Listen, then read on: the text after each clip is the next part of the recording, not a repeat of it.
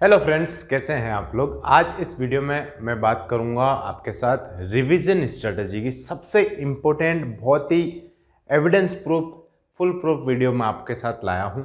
ये वीडियो में आपको A to Z इन्फॉर्मेशन में रिविजन्स के बारे में बताऊंगा।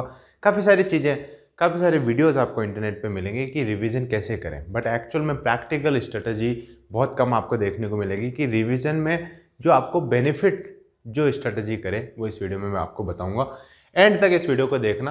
ये आपको जो स्क्रीन पे दिख रहा है ये एक फॉरगेटिंग कर्व है। इसका ये मतलब है कि जब आप किसी चीज़ को पढ़ते हैं, फॉरगेटिंग कर्व का मतलब है आप किसी चीज़ को पढ़ते हैं तो पढ़ते हैं। जैसे मान लो कि आज आपने कोई चीज़ पढ़ी, आपने एक लेक्चर अटेंड करा, डे 1 के अंदर आपने कोई लेक्चर अटेंड किया है, तो जो इन्फॉर्मेशन आपके पास होती है, मान लो यहाँ पर आपके पास इन्फॉर्मेशन है, ये जो वाई एक्सिस है ये इन्फॉर्मेशन को दिखा रहा है, ये एक्स एक्सिस है वो आपके डेज दिखा रहा है।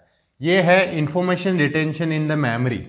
तो आपने जो एक दिन, जिस दिन आपने लेक्चर अटेंड किया है, जिस दिन आपने कोई कॉन्सेप्ट समझा है, उस दिन जो आपकी इन्फॉर्मेशन है वो मान लो इतनी है, तो दिनों दिन वो आपकी जो इन्फॉर्मेशन कम होती है अपने दिमाग में, एक टाइम आता है कि आप पूरी इन्फॉर्मेशन भूल जाते हो। सिर्फ 10% आपको उसमें से इन्फॉर्मेशन से याद रहता है, नियर बाय 10%।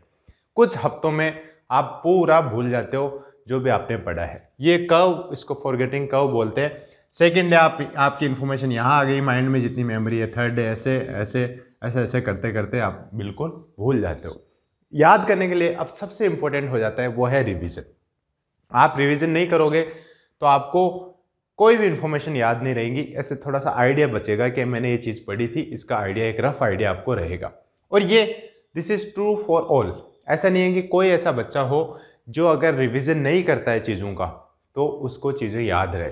रिवीजन के लिए क्या करना है, जैसे मान लो कि आपने डे 1 पे पढ़ा, डे 4 पे आप यहाँ आ गए हैं आपकी इन्फॉर्मेशन, तो रिवीजन क्या करता है, आपकी जो इन्फॉर्मेशन है उसको स्पाइक करता है, वापस स्पाइक करके यहाँ पे ले आता है वापस इन्फॉर्मेशन। अब जो नेक्स्ट टाइम आपका जो कर्व होता है वो इतना फ्लैट नहीं होता है, इतना फ्लैट नहीं होता है, वो थोड़ा सा ऐसे बनता है।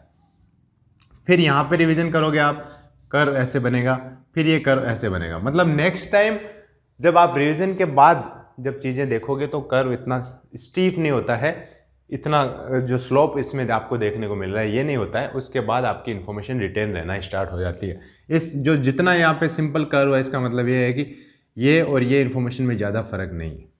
तो इसलिए रिविज़न बहुत इंपॉर्टेंट हो जाता है। अब बात करेंगे कि रिविज़न कैसे करना चाहिए। अब इस कर्व का कोई मतलब नहीं है डिस्कस करने का, अब हम बात करेंगे रिवीजन कैसे करना चाहिए। देखो 3-4 चीज़ें होती है। जैसे आपने लेक्चर अटेंड किया, ये जो रिवीजन स्ट्रेटजी है this is applicable to all the candidates, whether you are preparing for school exam, college exam, competitive exam, किसी भी एग्जाम की तैयारी कर रहे हैं, ये एप्लीकेबल है। अब बात करते हैं, जैसे आपने एक लेक्चर देखा, कोई भी टीचर से आप पढ़ रहे हो, लेक्चर देखते हो, तो 3-4 चीज़ें देखो। एक तो पहले आपने लेक्चर देखा। अब कोई भी एक टॉपिक है उसमें आप किसी लेक्चर को देखोगे तो 15 से 20 घंटे का वो लेक्चर होगा।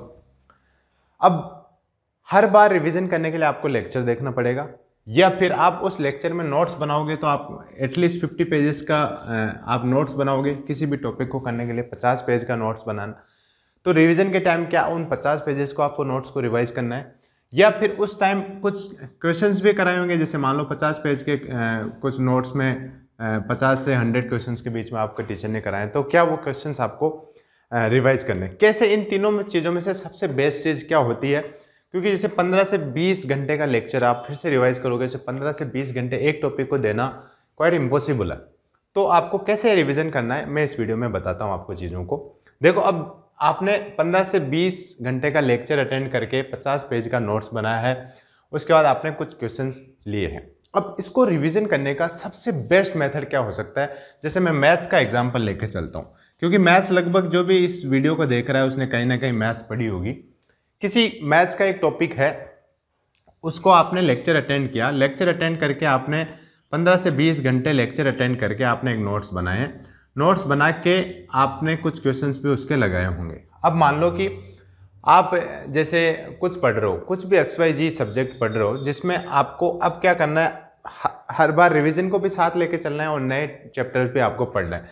मतलब आपको नया भी पढ़ते रहना है और पुराने को साथ भी लेके चलना है। अब नया पढ़ रहे हो मतलब आपके लेक्चर हो रहे, पुराना भी आपको पढ़ना है, तो टाइम तो कंज्यूम आपका नए में ज़्यादा हो रहा है, तो पुराने को कैसे लेके चल रहा है।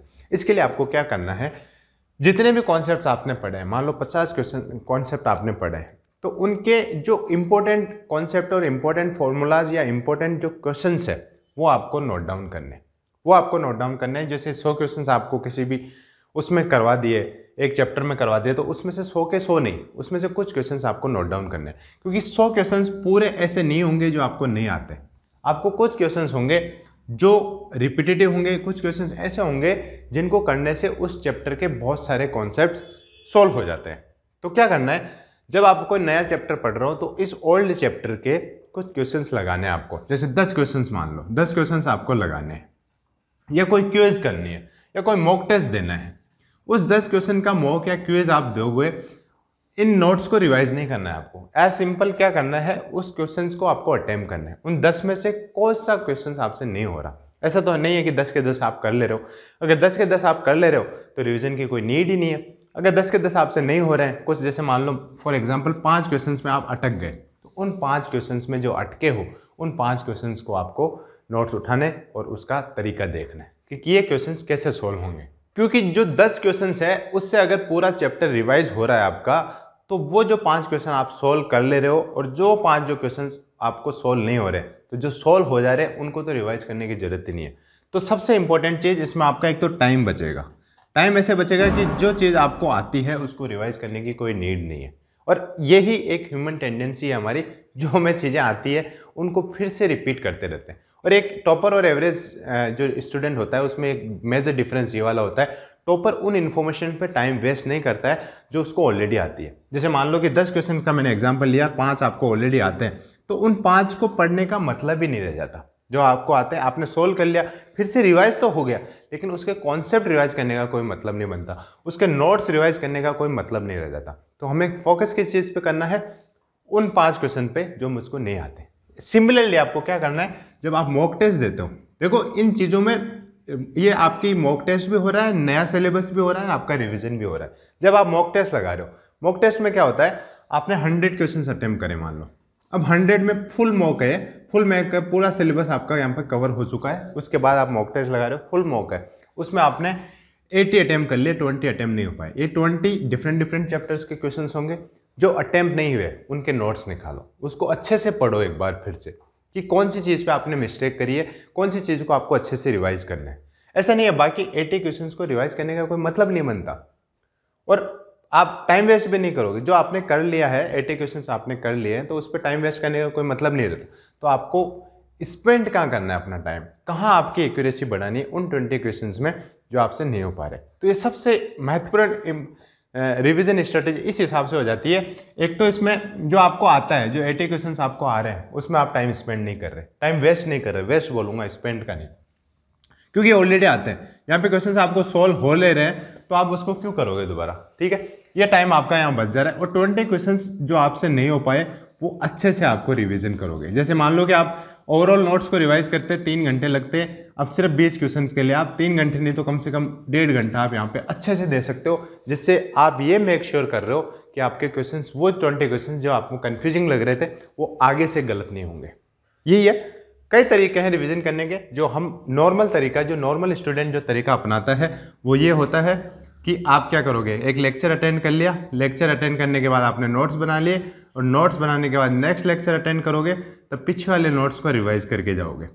ये एक वो है नॉर्मल तरीका है। एग्जाम देने जाएंगे तो वही 100 पेज का नोट्स लेके हम बैठ जाएंगे, टाइम स्पेंड कर रहे हैं। मेरी जो प्रिपरेशन स्ट्रेटेजी थी, और जब मैं कोई भी चीज़ पढ़ता था, मुझे जो प्रॉपर पूरे 50 पेज 100 पेज का नोट्स रिवाइज करने में बहुत जोर आता था। मेरा सिंपल सा फंडा होता था, मॉक टेस्ट लगाया, उसमें जो भी दिक्कत वाले चैप्टर है उनको जाके मैं फॉर्मूलाज देख लेता था, या तो मॉक में सॉल्यूशन जो दिख रहा है वहाँ पे मुझे समझ आ गई चीज़ें, अगर नहीं आई तो मैं अपने नोट्स ओपन करूँगा और उसको अच्छे से देखूंगा कि कहाँ मैंने मिस्टेक करी है। ये है रिवीजन स्ट्रेटेजी जो मैं आपके साथ डिस्कस करा। डिटेल्ड में चीज़ें समझ में आई होगी कि कैसे आपको टाइम बचाना है, कैसे एफिशिएंट वे में आपको रिवीजन करना है। और जैसे मान लो 20 क्वेश्चंस में आपको रिवीजन करा है, तो आते जाते आप और फॉर्मूलाज भी देखोगे डायरेक्ट, जैसे कोई क्वेश्चंस में मुझे नहीं आया यार उसी का फॉर्मूला आपको देखना है नोट्स में, तो ऐसा तो है नहीं कि उसी पेज पे आप जंप करोगे तो आते जाते आपको पेज पलटने में काफ़ी इन्फॉर्मेशन दिखती है। और ऐसे जब पेजेस दिखते हैं आपको पेजेस याद होने स्टार्ट हो जाते हैं, तब इन्फॉर्मेशन आपको दिमाग में और भी ज़्यादा रिटेन रहती है। याद रखना फॉरगेटिंग कर्व ये होता है, अनलेस आप रिवाइज करके इसको जंप नहीं कराओगे आपको इन्फॉर्मेशन याद नहीं रहेगी, आप चाहे कितने भी इंटेलिजेंट क्यों ना हो। इतना ही इस वीडियो में, आशा करता हूँ आपको बताई हुई चीज़ें समझ आई होगी। और इसके अलावा आप अगर किसी भी कॉम्पिटिटिव एग्जाम की तैयारी कर रहे हैं जैसे एसएससी, बैंक, रेलवेज और यूपीएससी या स्टेट पीसीएस, तो आप अनअकैडमी ज्वाइन कर सकते हैं। वहाँ पे इंडिया के टॉप एजुकेटर्स आपको हर वीकेंड या हर मंथ में नए बैचेस स्टार्ट होते हैं और उसमें आपको सिलेबस वाइज वो पढ़ाते हैं। टॉप बैचेस टॉप एजुकेटर के द्वारा आपको पढ़ाया जाता है। उसमें साथ साथ आपको स्टडी मटेरियल प्रोवाइड कराया जाएगा, संडे के मॉक टेस्ट आपको कराए जाएंगे, वीकली क्विजेस वहाँ पे होती है और आप घर बैठे पढ़ सकते हैं अपने लैपटॉप या डेस्कटॉप में, मोबाइल एप्लीकेशन या वेबसाइट अनअकैडमी पे वहाँ पे पढ़ सकते हैं। ज्वाइन करते टाइम आप मेरा coupon code mister true tales use करेंगे तो आपको 10% डिस्काउंट मिल जाएगा। This is all in this video guys. आशा करता हूँ आपको बताई हुई चीज़ें समझ आई होगी कि रिवीजन का बेस्ट वे क्या हो सकता है। ये ऑब्जेक्टिव पेपर के लिए था, सब्जेक्टिव पेपर भी आप ऐसे कर सकते हैं। सिंपल से सब्जेक्टिव क्वेश्चंस आप अटेम्प्ट करो, उसमें इन्फॉर्मेशन कौन से क्वेश्चंस में इन्फॉर्मेशन आपको लगता है कि मिसिंग है वो ही पर्टिकुलर चैप्टर या पैराग्राफ जाके आप रिवाइज करो। This is all in this video guys. Thank you, thanks for watching.